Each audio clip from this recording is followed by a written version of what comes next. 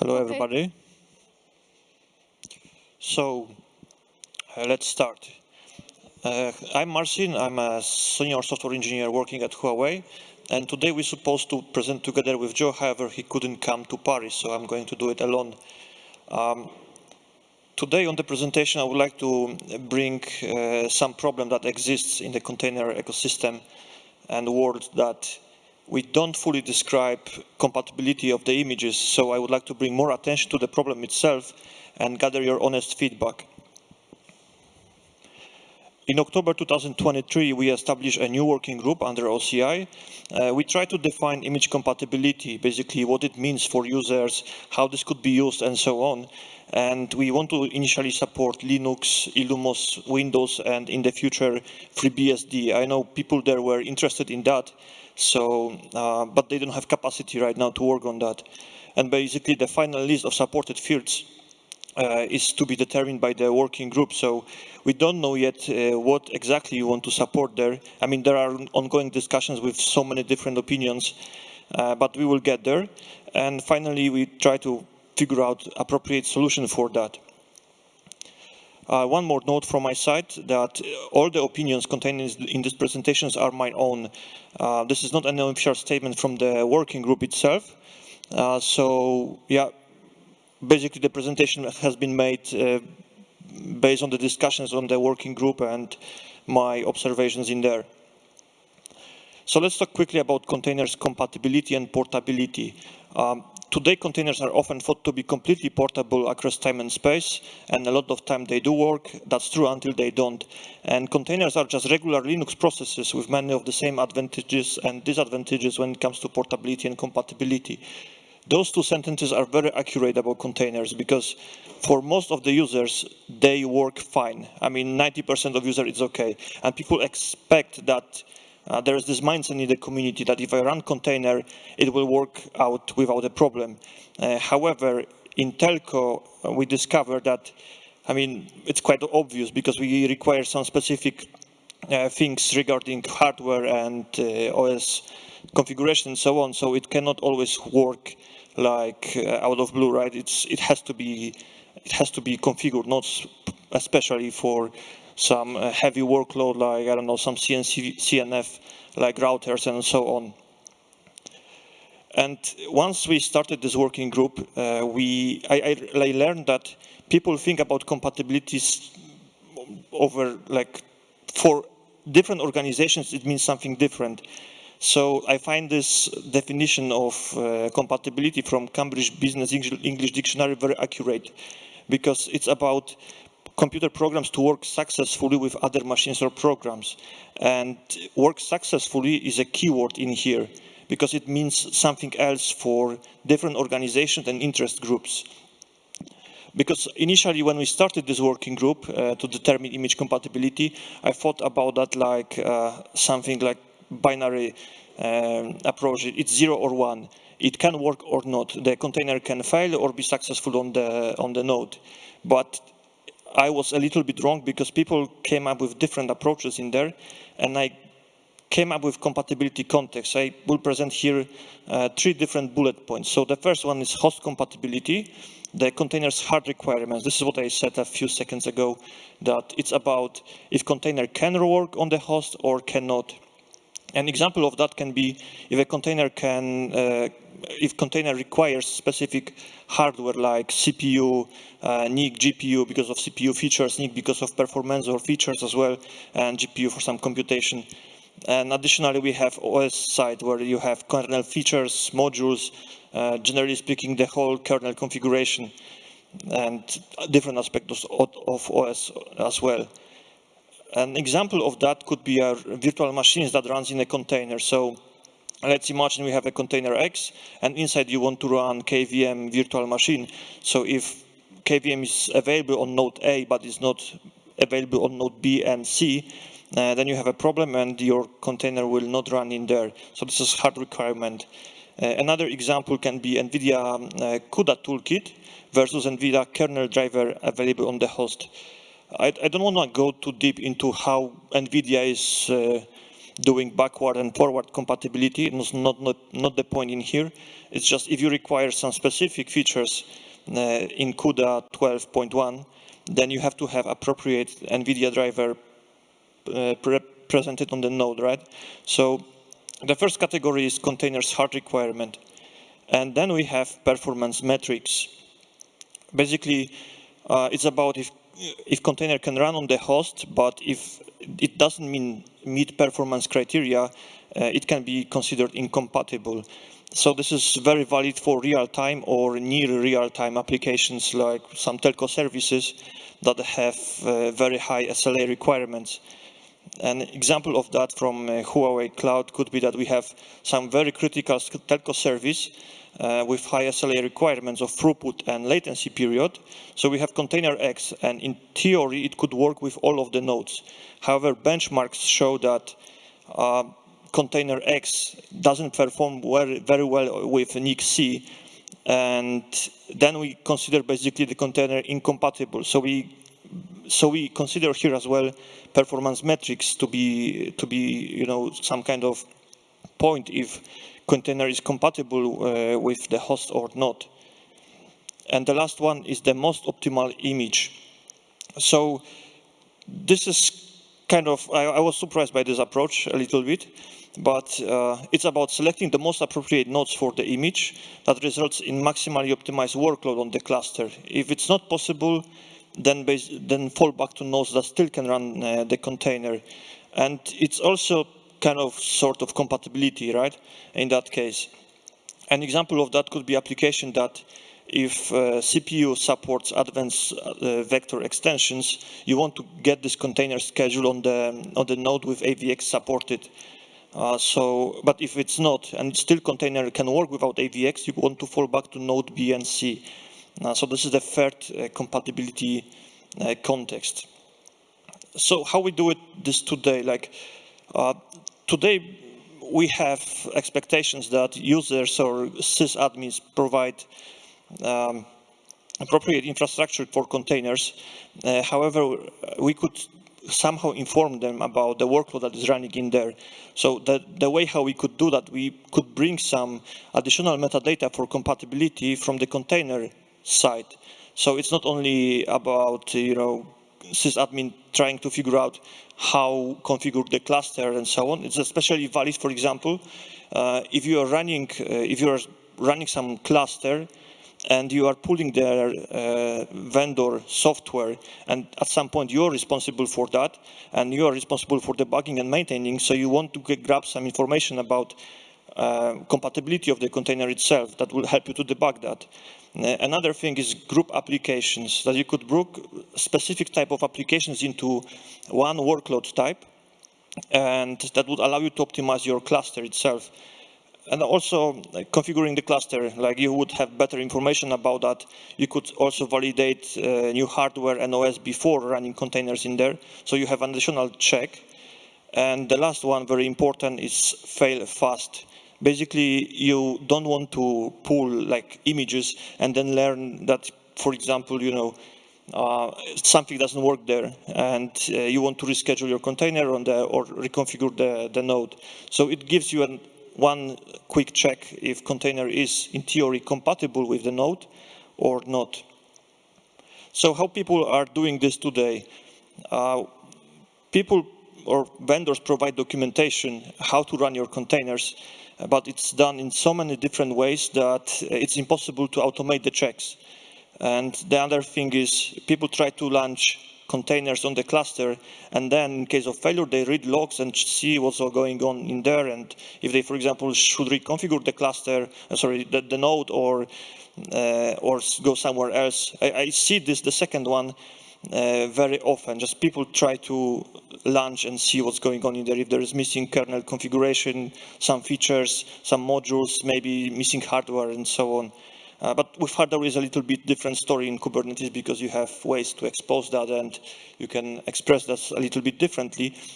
However, it's still valid, I think. And the third thing is annotations.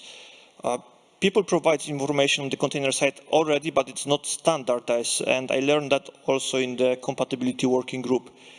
An example of that is HPC community. they bring their own hardware annotations. And so you can see here CPU version, ISA level, what kind of CPU model is there and with available features. Also, you can see that driver versions in here of NVIDIA driver versions and also CUDA versions and so on. Additionally, you have libc implementations, glibc version, kernel version, stuff like that. So it basically shows that we have specialized organizations that require this information. Maybe it's not going to be 90% of users that are using that. However, the requirement is there. And those organizations are not small. Telco and HPC are quite big, and others could benefit from that too.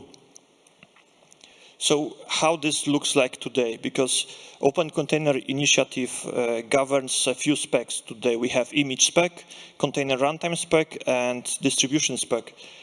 But we miss something for compatibility. I mean, image spec itself allows you to describe to some point some specific features, like Windows is using OS features field to for their builds, and also platform object allows you to describe a little bit of compatibility, but in my opinion, it's not enough, and that's why the working group has been established to change this a little bit. Because once we have this, because of portability, is you have a container runtime spec, image spec, and stuff like that. So other implementations can have some kind of guide how to do stuff. But if we provide something for compatibility, even if it's a new spec or something improved in the image spec, then we will make better supportability. So that's the goal basically for that. And so, as I said, that's why the OCI image compatibility working group has been started. We were able to get some good amount of stakeholders in there. So it's Huawei, NVIDIA, Illumos, which is another operating system, OKD, Intel, SUSE, HPC, and Docker. Also, we have, like, I would say, a lot of contributors in there so far. And yeah, we are trying to figure out what kind of solution we should provide to the community. As a group, we came up with three high-level use cases. Basically, more granular image selection. Today, image selection is very simple. I mean, it's totally fine. It's great that it works that way because it works for most of the users and it's simple, right? So today it works in the way that the first matching image is returned and you can pull it. But sometimes you need something more complex. So trying to figure out how to do more granular image selection. And then we want to improve container scheduling as well, because once you provide this container metadata, you can be like better in scheduling. And the cluster provisioning, I already mentioned all the reconfiguration stuff that would be helpful for sysadmins. I mean, the information you provide to them. Like if we have some additional stuff on the container side, some kind of metadata, it will be much easier for everybody to support their specialized cases. And as a group, we are able to come up with 4 proposals. 3 proposals are already merged, and 1 is under review. So let's go quickly through them. And proposal A is about to allow to add custom annotations on the image index and runtime sites. So today, in the image spec, you are allowed to annotate your containers as HPC is doing. However, we are missing some stuff on the runtime side. So imagine this kind of case.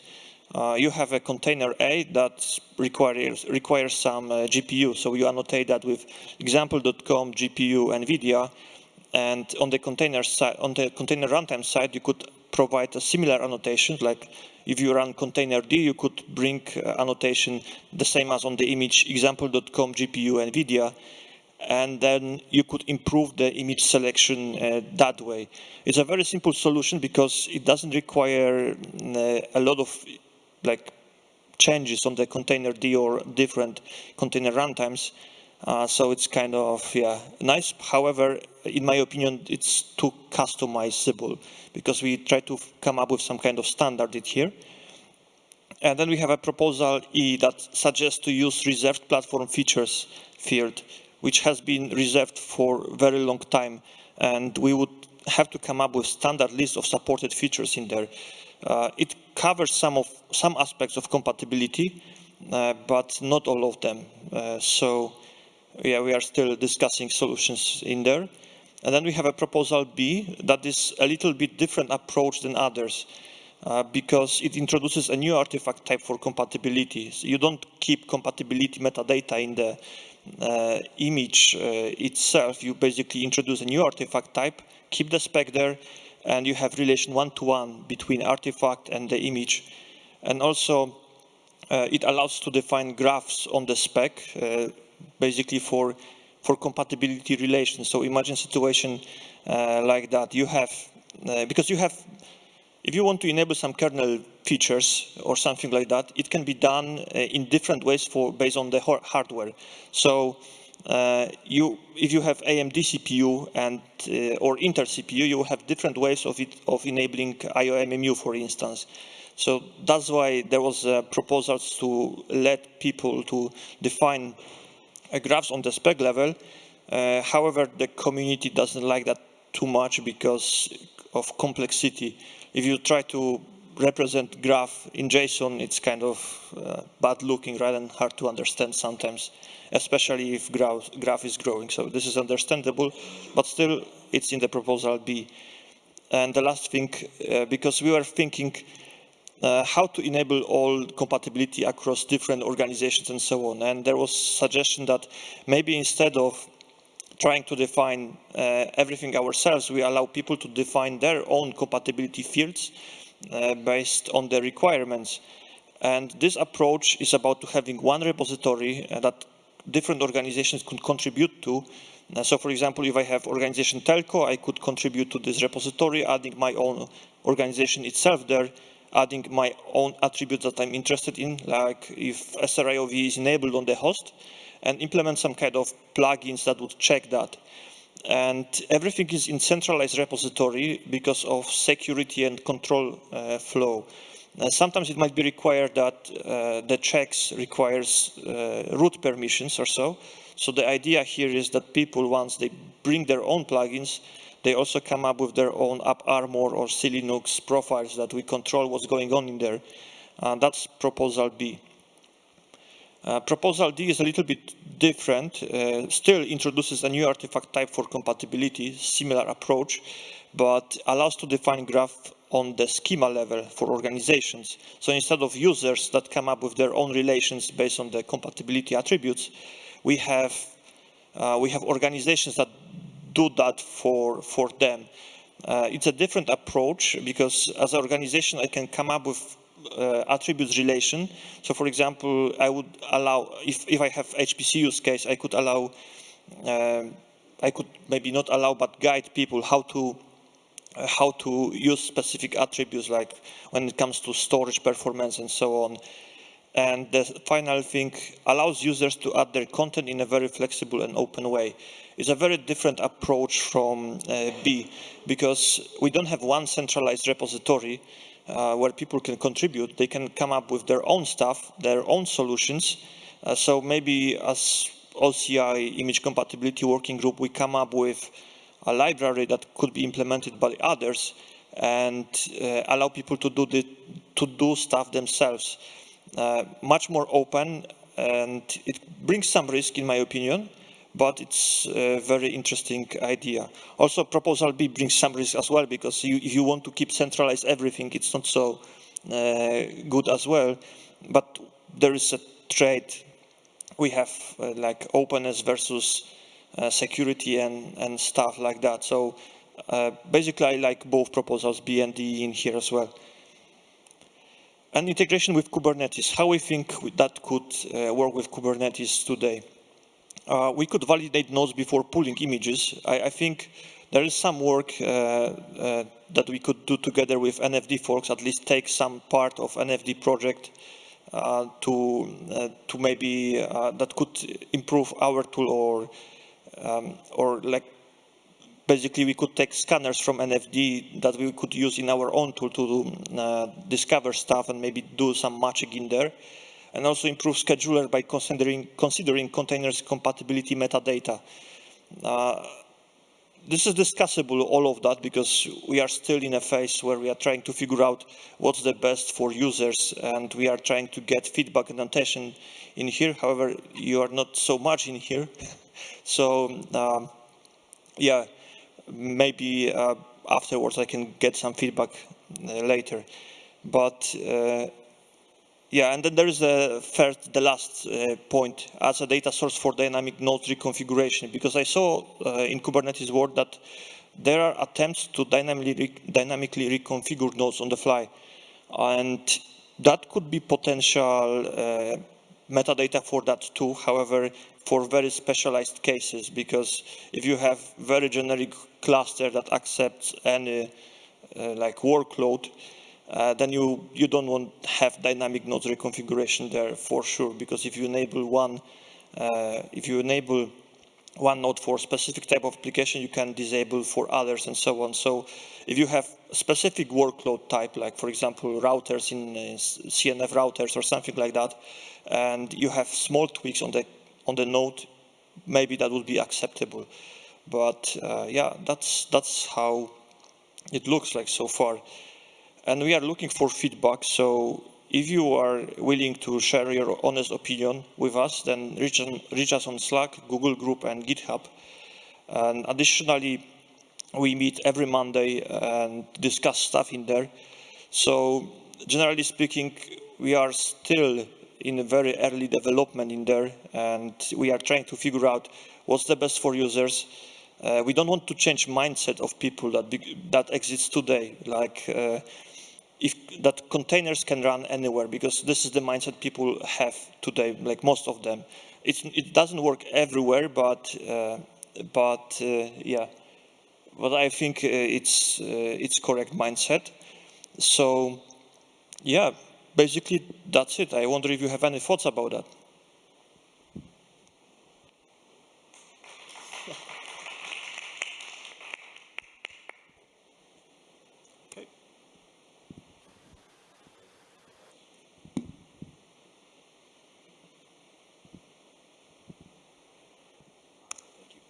Hey, thank you so much for that. I've got a question about, so solution A, I think you proposed introducing some sort of field similar to an annotation.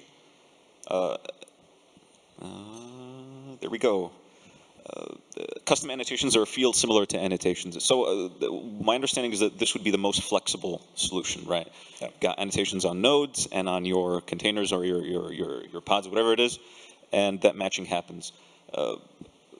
What are the downsides to that, other than the security? You talked about that with B&D. Is there anything else that you'd be concerned about with this one? Yeah, the biggest downside of that is because today HPC came up with their own annotations, how to do the stuff. And if we come up again with different organizations coming with their own annotations to express some kind of compatibility, like, I don't know, kernel modules or something like that, then this is the biggest downside. We want to standardize that is understandable for everybody. But if every organizations come up with their own custom annotations, then we have a problem again. So this proposal A, it's about using all the custom annotations you can bring yourself. It's not about defining a standardized. Maybe we can with this proposal A, somehow mix this with proposal E and come up with something there. But yeah, we still are discussing stuff. It's not final.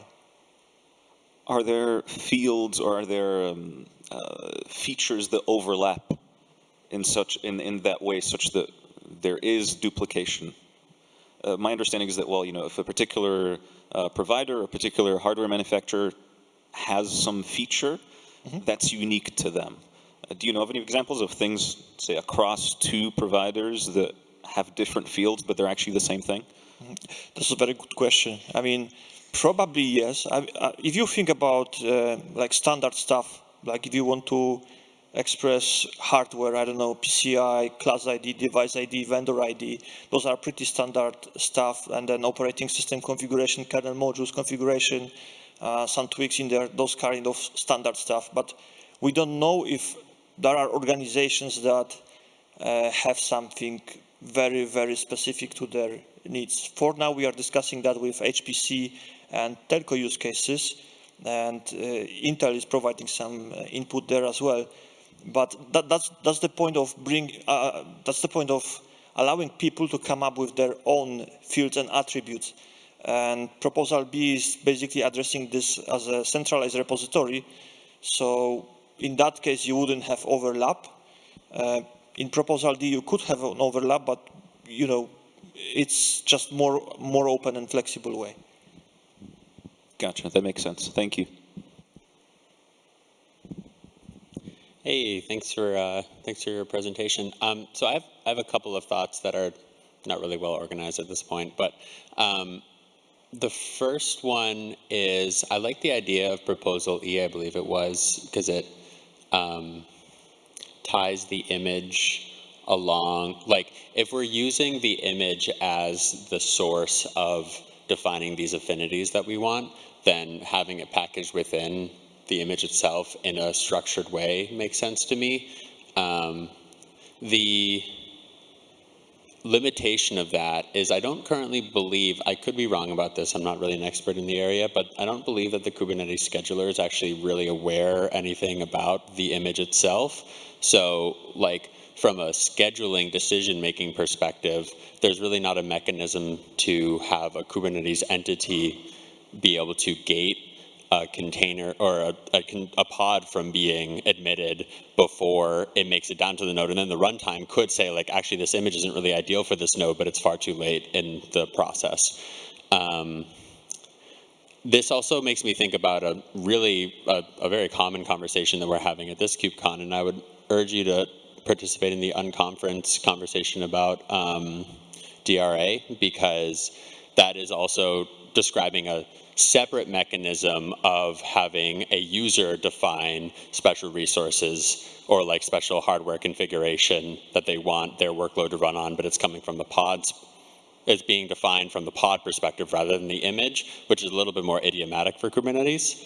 So that is all to say, this is interesting. I think there would need to be some pretty significant extensions to the scheduling mechanisms for us to really take advantage of it in a meaningful way.